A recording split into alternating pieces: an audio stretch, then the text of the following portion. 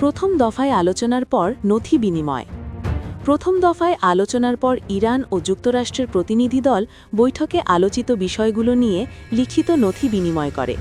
মধ্যস্থতাকারী পাকিস্তানের একটি ঘনিষ্ঠ সূত্রের বরাত দিয়ে আল জাজিরা একথা জানিয়েছে।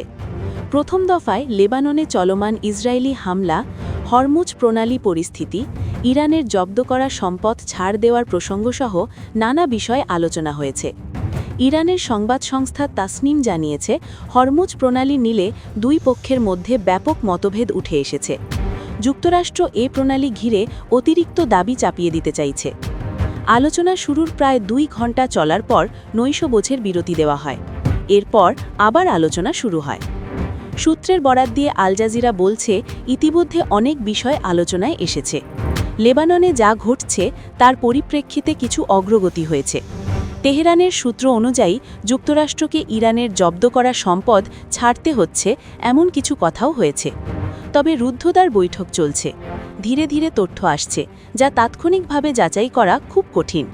কি ঘটে তা দেখতে আরও অপেক্ষা করতে হবে।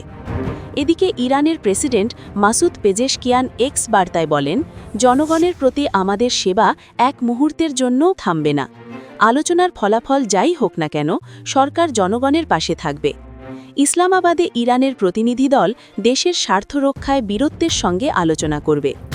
এই আলোচনা চলার মধ্যেই ইসরায়েলের প্রধানমন্ত্রী বেনিয়ামিন নেতানিয়াহু ইরান ও এর মিত্রদের বিরুদ্ধে লড়াই চালিয়ে যাওয়ার হুমকি দিয়েছেন।